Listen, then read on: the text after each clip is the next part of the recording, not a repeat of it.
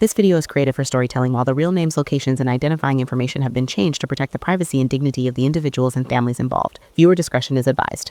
Welcome back to the channel. If you're here late at night looking for a story to drift off to, you're in the right place. Before we begin, take a moment to like the video and subscribe. In the mid-1980s, the quiet agricultural city of Haejin, located in South Korea's Gyeonggi province, was known for rice fields, small factories, and peaceful rural neighborhoods. It was not a place people associated with violent crime. Families often left doors unlocked, farmers worked late in the fields, and young students walked home alone after evening classes. That sense of safety began to disappear in September 1986. It started with a single death. On a cool autumn morning, a farmer working in a field on the outskirts of Haejin discovered the body of an elderly woman lying near a dirt path between rows of crops. At first, it appeared she may have collapsed while walking home, but police quickly realized something was wrong. The woman had been strangled. There were signs of a violent struggle in the soil around her body. Investigators determined that the victim had likely been attacked suddenly, overpowered, and killed within minutes. The victim was 72-year-old Kang Mi-soon, a widow who lived alone nearby. For a quiet rural town like Haejin, the murder was shocking. Police assumed it was an isolated crime, perhaps a robbery that had gone wrong. Investigators interviewed neighbors and searched the surrounding area, but they found very little evidence. Weeks passed. Then another woman disappeared. Her body was found days later in a wooded area several miles outside the city. She had been strangled as well. At that point, investigators began to suspect something far more disturbing. A pattern was emerging. Over the next several years, the city of Haejin would become the center of one of the most extensive murder investigations in South Korean history. And behind it all was a man named Choi Min-sok. For nearly 5 years, from 1986 to 1991, Choi terrorized the region, attacking women in fields, quiet streets, and even inside their own homes. But at the time, police had no idea who he was. What they did know was that someone was stalking women across the countryside. The killer moved carefully. He often watched his victims from a distance, sometimes following them through narrow roads or rural paths until the right moment appeared. Many attacks occurred during rainy nights or in isolated areas where there were few witnesses. Unlike many serial killers, the attacker didn't seem to focus on a single type of victim. The women ranged widely in age. Some were young students, others were middle-aged workers returning home from factories. One victim was even a grandmother in her 70s. Investigators believed the killer targeted women he believed he could overpower easily. His method was brutally simple. He approached suddenly, restrained his victims, and strangled them either with his hands or with pieces of their clothing. In most cases, the attacks happened quickly. Within the first year alone, several women were murdered using the same method. Fear spread quickly across Haejin. Parents began escorting their daughters everywhere. Farmers refused to work alone in distant fields. Women avoided walking after sunset. Local police departments were overwhelmed. Soon, investigators from across the country were called in to assist. The investigation grew into the largest manhunt South Korea had ever seen. At its peak, the search involved thousands of officers.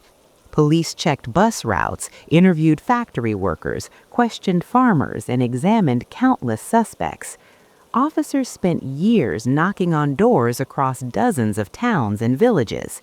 In total, the investigation would eventually consume millions of hours of police work. 20,000 people were questioned over the course of the case. Despite the massive effort, the killer continued to strike. Each new murder deepened the fear that had settled over Hae-jin. One case in particular shocked the nation. In 1988, a 15-year-old high school student named Kim Soo-jin was found dead inside her own home. The teenager had been sleeping when the attacker entered during the night. The crime horrified investigators. Unlike previous murders that happened outdoors, this attack showed that the killer was growing more confident. He was now willing to enter homes and attack victims while they slept. The murder also became one of the most controversial parts of the investigation. During the early stages of the case, police arrested a 22-year-old factory worker named Han Jae-ho, claiming evidence linked him to the girl's death. Investigators stated that hair recovered from the scene appeared to match him. After days of interrogation, Han eventually confessed. But many people later questioned the confession. Rumors spread that investigators had used extreme pressure and coercion during questioning. Still, the confession was accepted by the courts, and Han was sentenced to life in prison. For the public, it seemed like at least one part of the mystery had been solved, but the murders did not stop. Even after Han's arrest, women continued to be attacked and killed across Hae-jin. The realization that the real killer was still free caused public anger and confusion. How could police have arrested the wrong man? As the investigation dragged on into the early 1990s, frustration grew. The killer seemed to disappear as suddenly as he had appeared. After several years, the murders stopped. No suspect was ever officially identified. Over time, the case slowly faded into history. For decades, the Hae-jin murders remained one of South Korea's most haunting unsolved mysteries. But the truth about the man responsible was far more disturbing. Because while police were searching across the country for a killer, the real murderer had already been caught for a completely different crime, and he'd been sitting inside a prison cell for years. His name was Choi Min-sok, and the full story of his crimes would not be uncovered until more than 30 years later. For years, the Hae-jin murders remained a mystery that haunted South Korea. Investigators had poured enormous resources into solving the crimes, yet the killer had seemingly vanished. Families of the victims were left with grief and unanswered questions. But the most disturbing truth was that the man responsible had not vanished at all. He was already in prison. His name was Choi Min-sok, and by the early 1990s, he was serving a life sentence in Busan Central Prison for a completely different crime.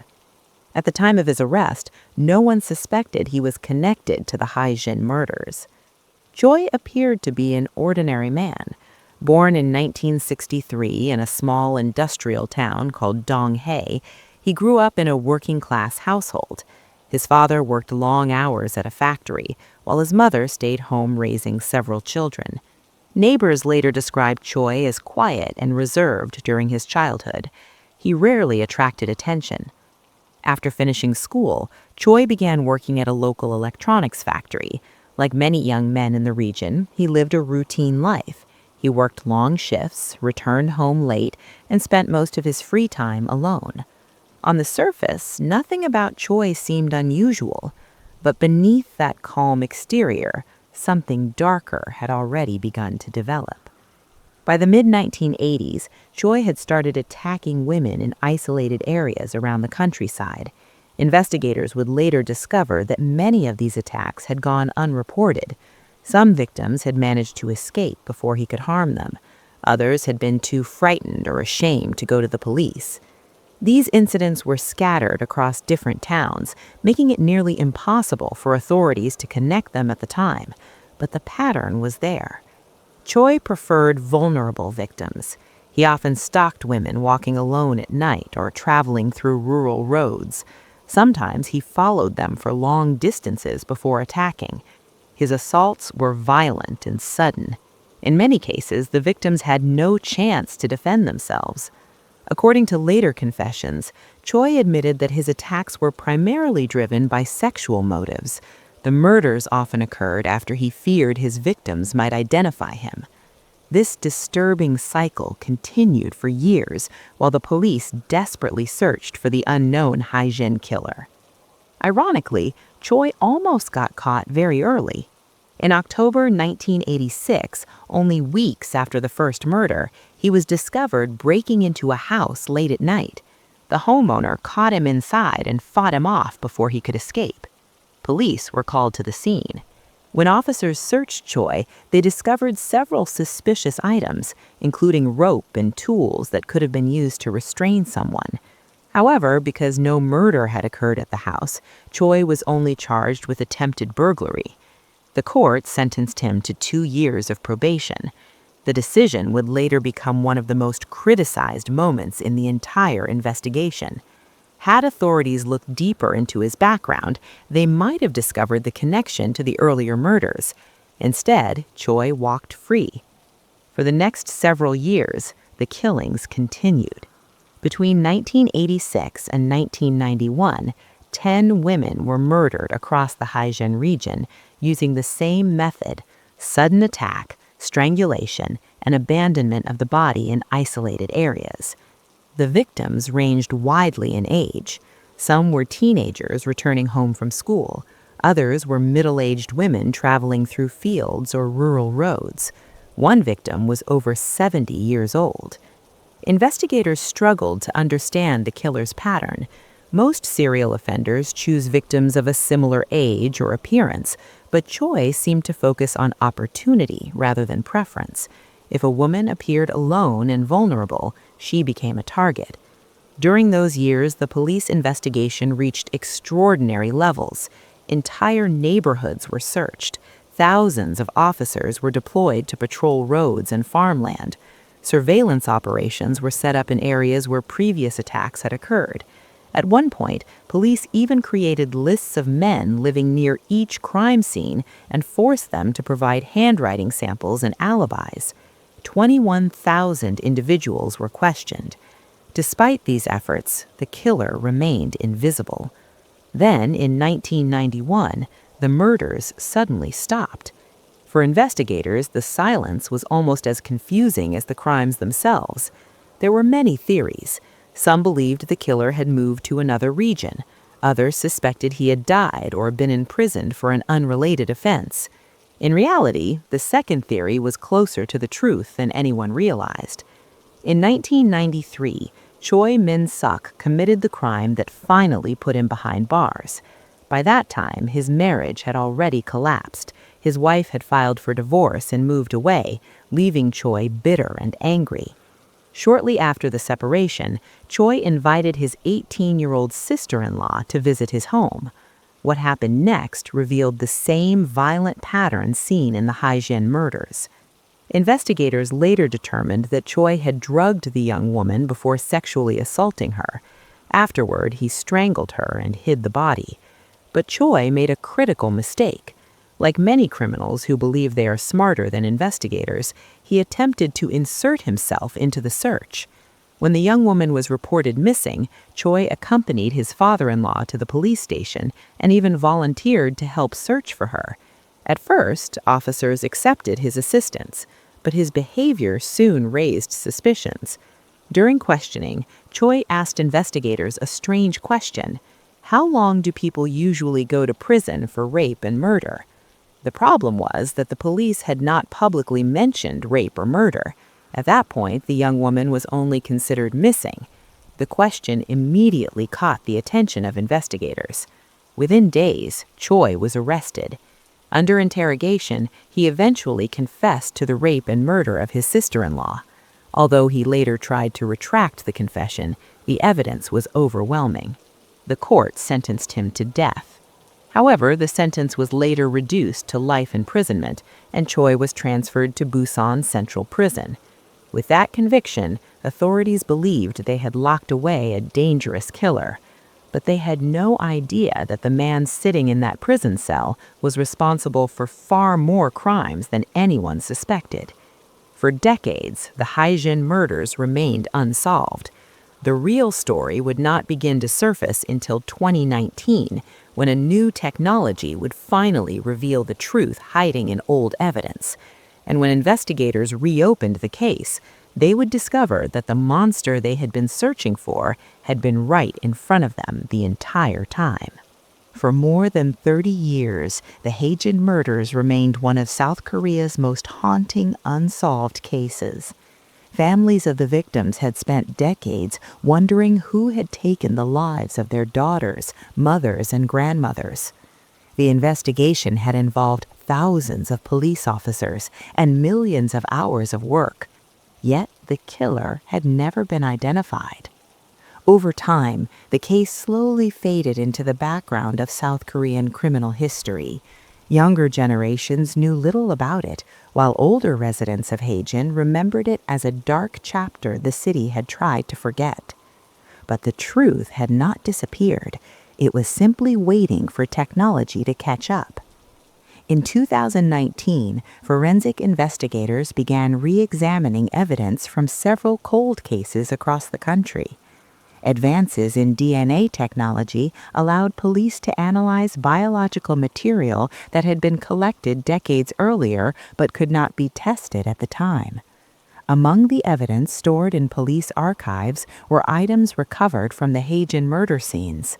Clothing fragments, personal belongings, and small traces of biological material had been carefully preserved for years. At the time of the investigation in the 1980s, these samples had little value because DNA analysis was still in its early stages. Now, things were different. When forensic teams began testing the evidence, they made a startling discovery. DNA found on one of the victim's clothing items produced a clear profile. When investigators ran the profile through the National Criminal Database, the result pointed to a name that shocked everyone involved in the case: Choi Min-suk, the same man who had been sitting in prison for decades. Further testing quickly confirmed the result. DNA from multiple crime scenes matched Choi's genetic profile with complete certainty. The evidence was undeniable. After more than 30 years, police had finally identified the man responsible for the Haejin murders. Investigators traveled to Busan Central Prison to question Choi about the findings. At first, he denied everything. Choi insisted that the evidence must be wrong. He claimed he had never been involved in the killings and suggested that the police were trying to blame him for crimes they had failed to solve. But the forensic results continued to build.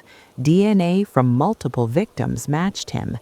Investigators also reviewed old case files and realized something disturbing.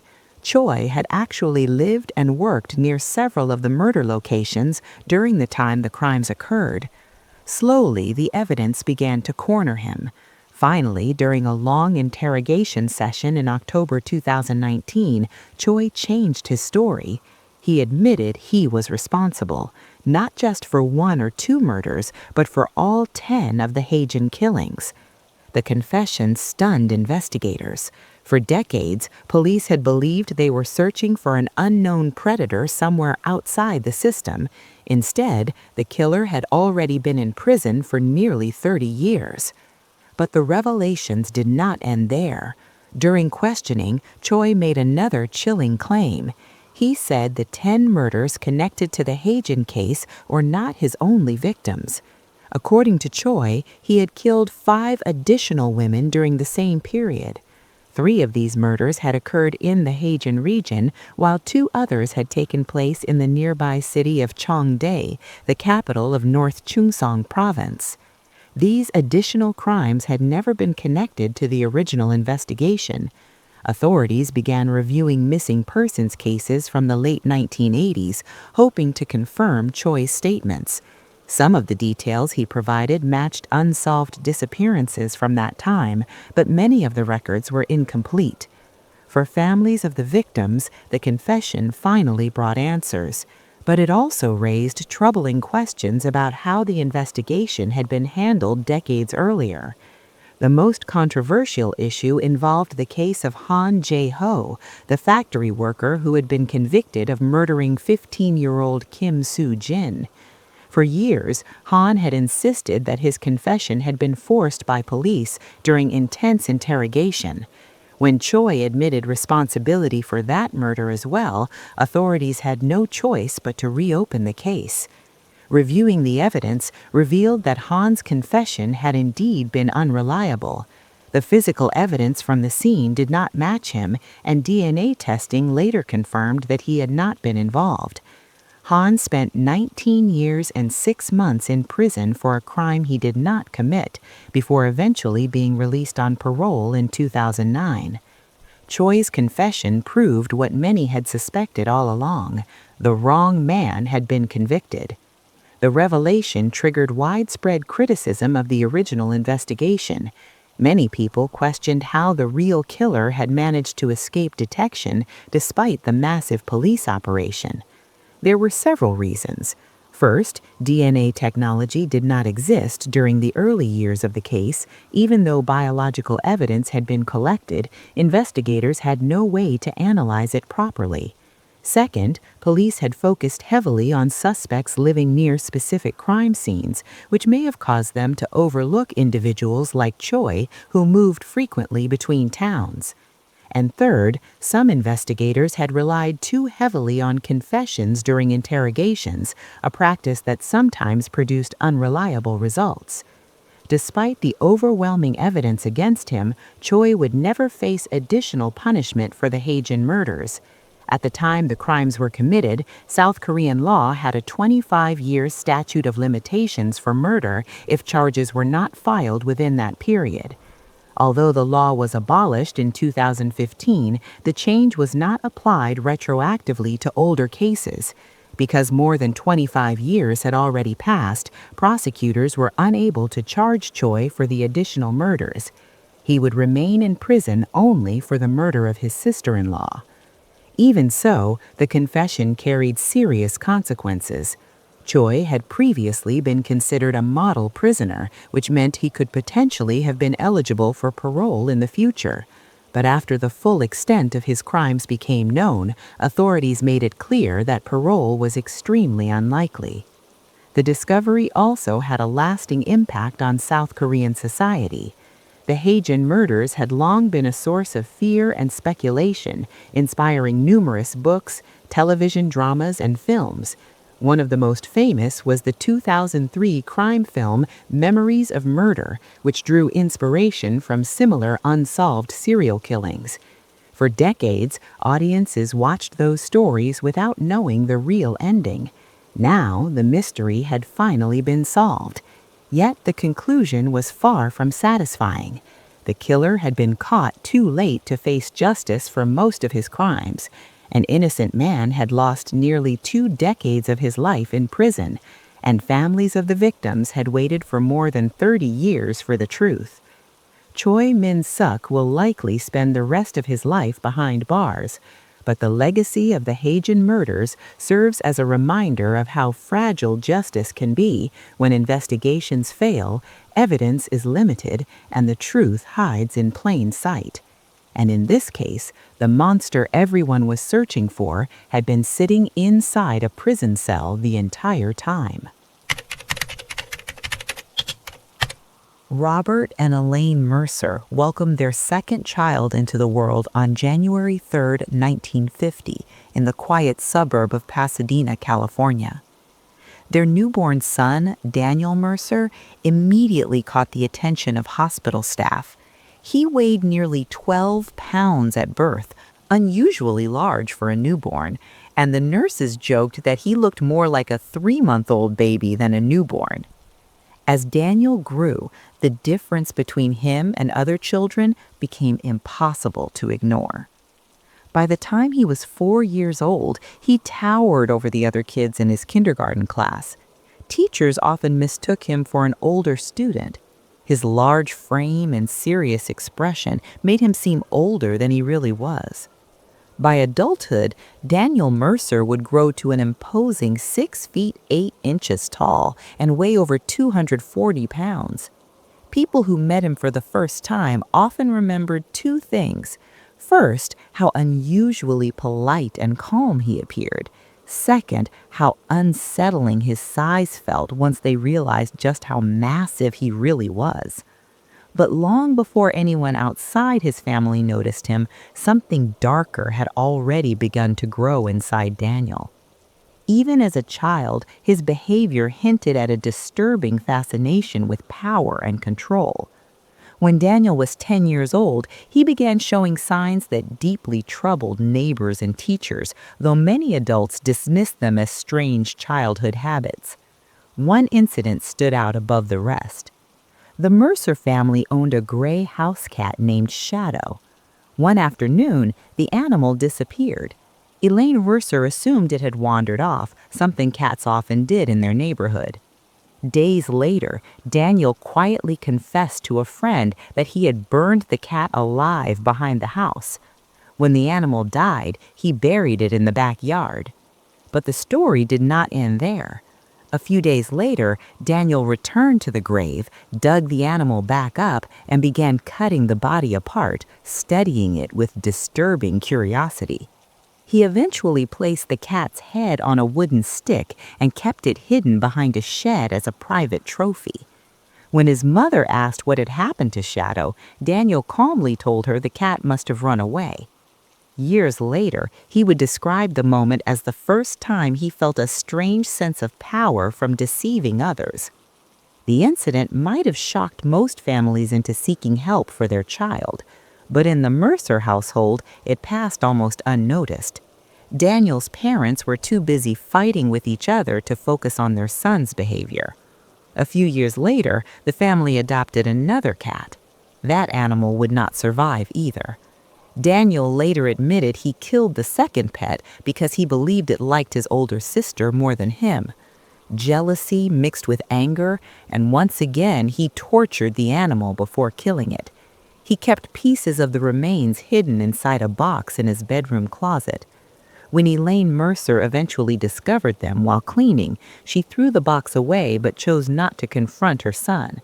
Instead, she simply warned him never to bring dead animals into the house again. It was not the only disturbing behavior Daniel showed as a child. He often played strange games with his two younger sisters. One of his favorites was something he called the execution game. In this game, Daniel would sit in a chair while one of his sisters pretended to strap him down.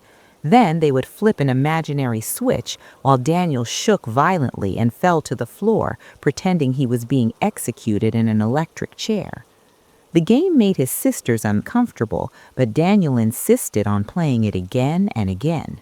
His fascination with death seemed oddly specific for someone so young. Yet inside the Mercer household, disturbing behavior had almost become normal. Daniel's parents had a marriage filled with constant arguments and resentment. His father, Robert Mercer, had served in the Korean War and returned home with emotional scars that made him distant and unpredictable. His mother, Elaine, struggled with alcoholism and often lashed out verbally at her children. In 1959, when Daniel was 9 years old, the marriage finally collapsed. Their parents divorced. The separation shattered the fragile stability the family had left. Daniel was particularly close to his father, so when the court decided he would move with his mother to Bozeman, Montana, he felt the decision as a deep personal betrayal. Life in Montana became even more difficult. Elaine Mercer's temper grew worse after the divorce. She constantly criticized her son, mocking his appearance and calling him strange. By the age of 15, Daniel had already grown to 6 feet 4 inches tall, towering over nearly every adult he met. Instead of pride, his mother treated his size as something shameful. She frequently told him that no woman would ever want someone as awkward as him. Sometimes she compared him to her father in cruel ways, reminding him how much she hated the man. The emotional attacks were relentless. At night, she forced Daniel to sleep in the cold basement, claiming she feared he might hurt his sisters. Whether she truly believed that or simply wanted to isolate him was never clear. For Daniel, the basement became a symbol of rejection. He spent long nights alone, reading books and imagining a world where he had control over his life. After years of constant tension, Daniel finally ran away.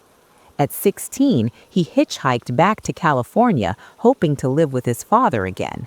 For a short time, it seemed like things might improve, but Robert Mercer had already remarried and started a new life. Daniel's presence created tension in the household, and before long, his father decided it would be better if the boy lived somewhere else. Daniel was sent to stay with his paternal grandparents, Arthur and Margaret Mercer, who lived on a small ranch in the Northern California mountains. The move felt like yet another rejection. Although his grandparents tried to treat him kindly, Daniel struggled to adjust.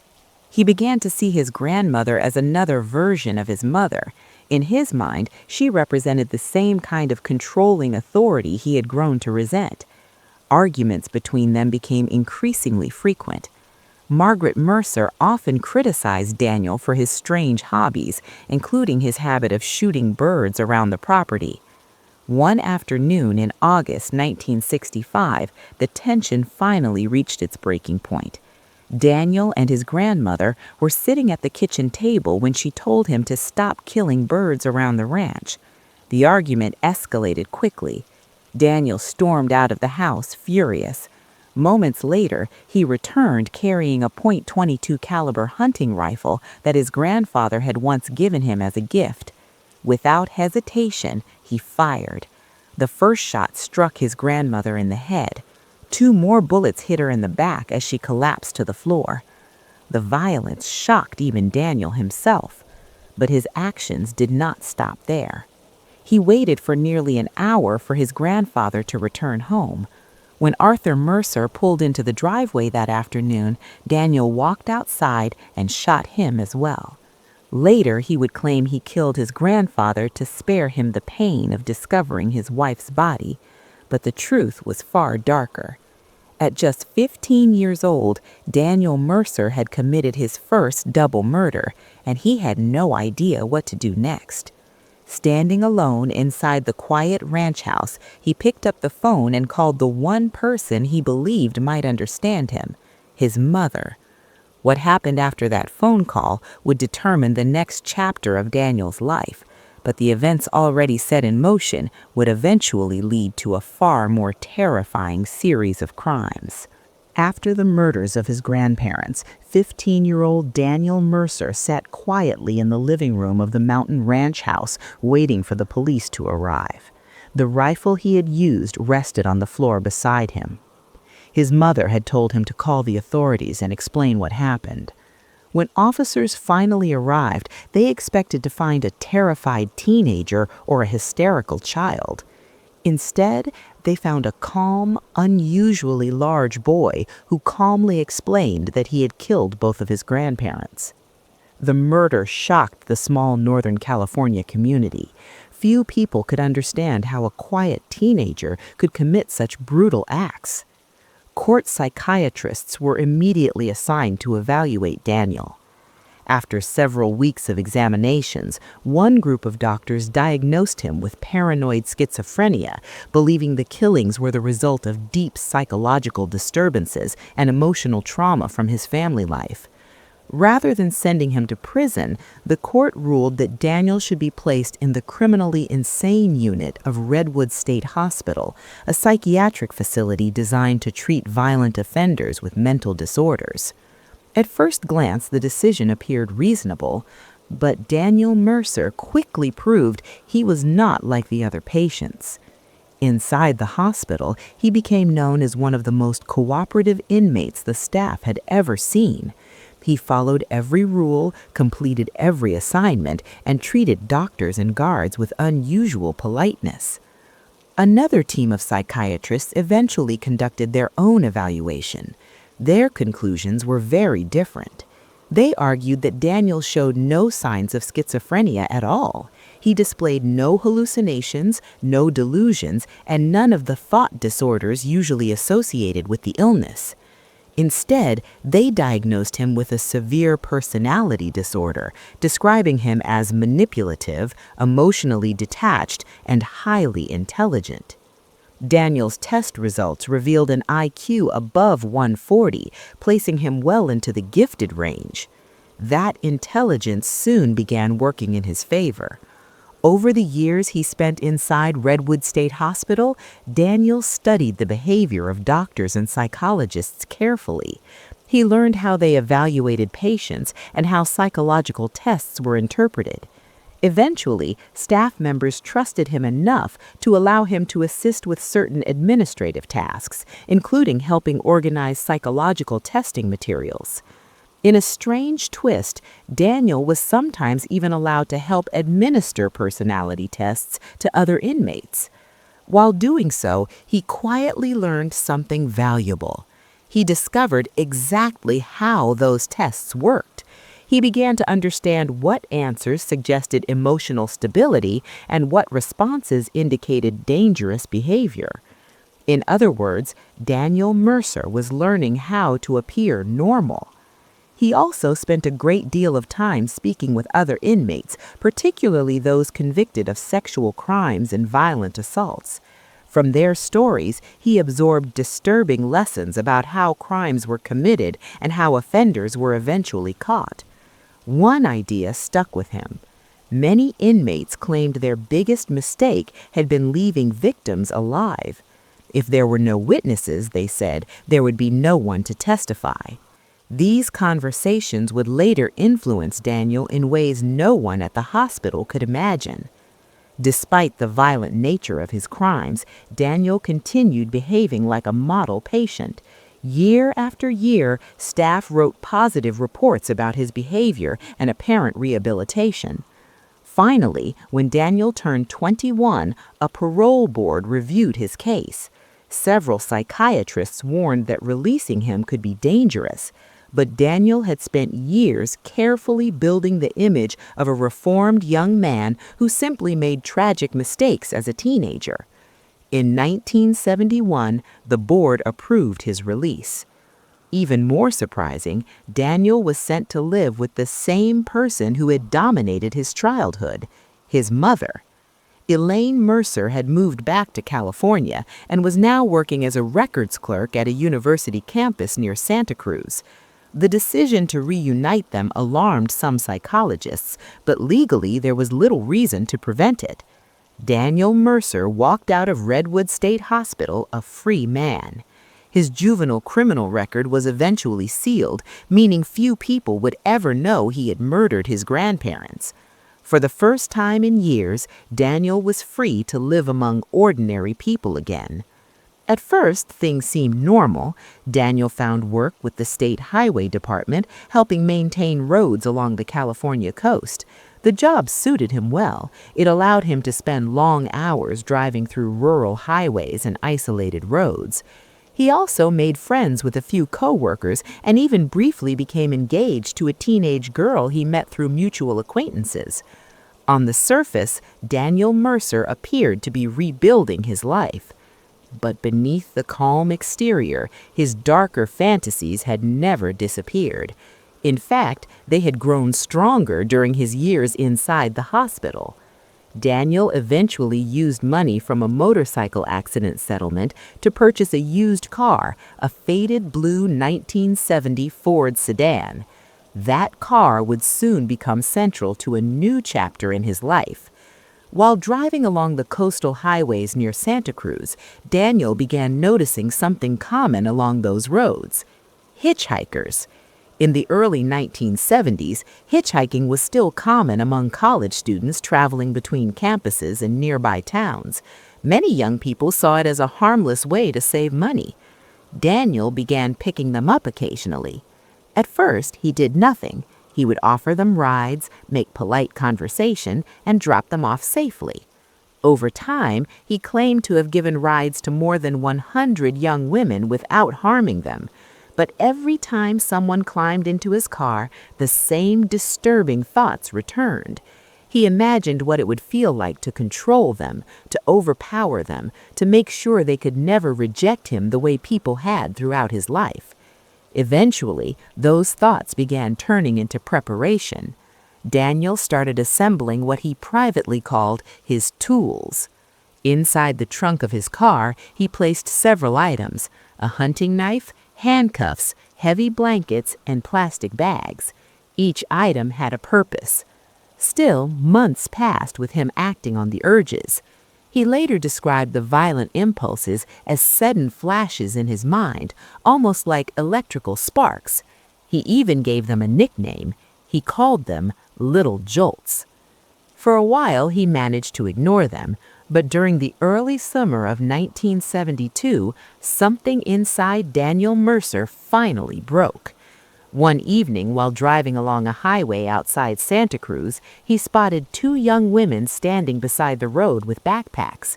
They were college students trying to reach their campus before dark. Daniel slowed his car and pulled over. He rolled down the window and asked if they needed a ride.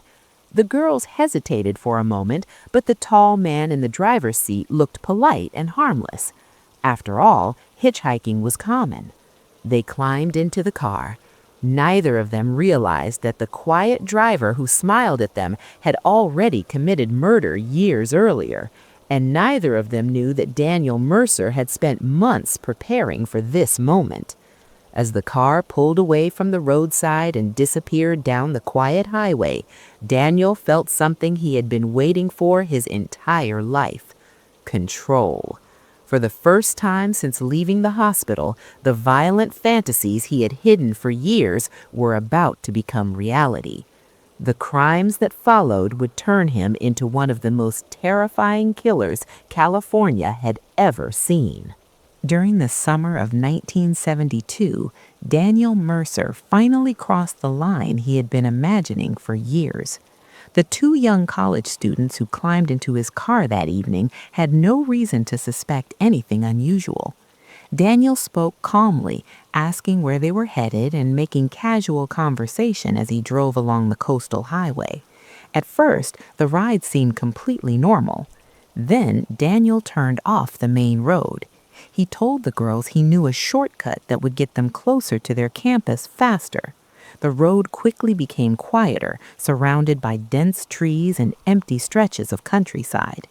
That was when the atmosphere inside the car changed. Daniel suddenly pulled over. Before the girls fully understood what was happening, he pulled a weapon and forced them out of the car. One of them was handcuffed while the other was forced into the back seat. Daniel Mercer had already planned everything. He had learned years earlier from conversations inside the psychiatric hospital that leaving witnesses behind was the biggest mistake criminals made, so he made sure neither woman would survive. When the attack was over, Daniel placed their bodies in the trunk of his car and drove back to the small apartment where he had been living. What he did afterward revealed just how deeply disturbed his mind had become.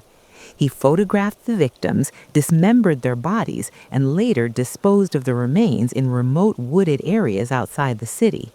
When the bodies were eventually discovered months later, investigators struggled to identify them and had no immediate suspects. But Daniel Mercer felt something he had never experienced before. Instead of guilt, he felt relief. The violent thoughts that had haunted him for years had finally been released. And rather than satisfying him once and for all, the experience made the urges stronger. Over the next 11 months, Daniel Mercer continued driving along California highways, searching for hitchhikers. Most of his victims were young college students, many of them traveling between campuses near Santa Cruz and the surrounding towns. He used the same approach every time. He appeared polite, friendly, and harmless. His calm personality made people feel comfortable enough to get into the car with him. His massive size rarely scared them away. In fact, some hitchhikers later admitted they felt safer accepting rides from someone who looked strong and capable. But once the car left the main road, the situation changed. Daniel would drive to isolated locations where no one could hear screams or see what happened. After each murder, he brought the bodies back to his residence where he continued the disturbing rituals that had become part of his violent fantasies. Many of the crimes seemed to follow a pattern. Investigators would later learn that Daniel often killed shortly after arguments with his mother. Although he was now an adult living independently, Elaine Mercer still maintained an emotional grip on him. She frequently criticized him, insulted him, and reminded him that no woman would ever truly want someone like him. Each argument fueled Daniel's anger and resentment. But rather than confronting the woman he truly hated, he directed his rage towards strangers who reminded him of her. Psychologists would later describe his victims as substitutes for the person he really wanted to kill. By early 1973, fear had begun spreading across parts of California. Several college students had vanished after hitchhiking, and police suspected a serial predator might be responsible. Universities warned students to avoid accepting rides from strangers. But Daniel Mercer had one advantage. His mother worked at a university campus and drove a car with a campus parking sticker on the windshield. To many hitchhikers, that sticker made him appear trustworthy. On February 3, 1973, 2 more college students accepted a ride from Daniel. Just like the others, they never reached their destination. The killings continued, each one reinforcing Daniel's growing sense of control. But the person he truly blamed for his life's misery still remained alive, his mother. For years, Daniel had listened to her insults and endured the emotional abuse that had shaped his childhood. Deep inside, his hatred had never faded, and by the spring of 1973, it finally reached its breaking point. On the night of April 21st, Daniel returned to the house where his mother lived. She was sitting in bed reading when he entered the room. Looking up, she made a sarcastic comment about how he probably wanted to stay up all night talking again. Daniel calmly told her good night and left the room. But he didn't go to bed. Instead, he waited in the dark hallway until he was certain she had fallen asleep. Then he returned to the bedroom. What happened next was the violent climax of years of rage. Daniel attacked his mother while she slept, ending the life of the person he believed had ruined his childhood. But the violence did not stop there. In the hours that followed, Daniel carried out the same disturbing acts he had committed with previous victims.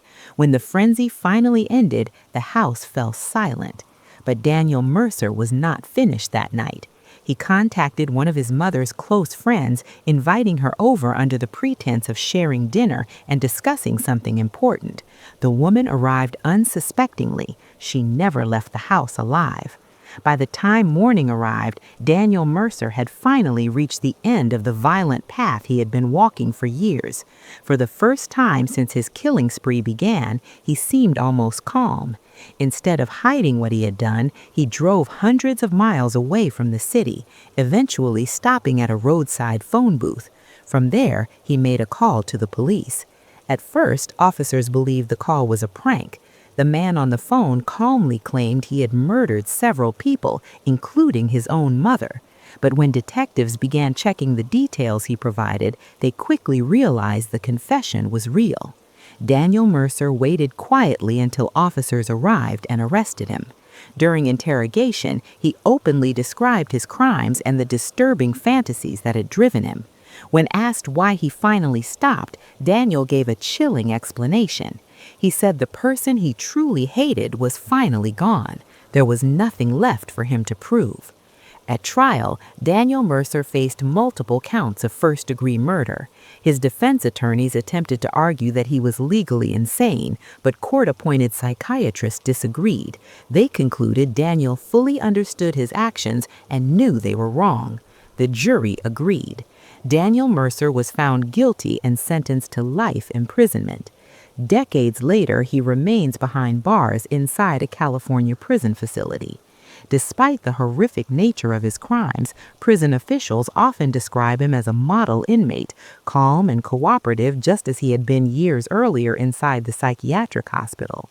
The contrast between his polite demeanor and the violence he committed continues to disturb those who study criminal psychology, because Daniel Mercer proved something chilling.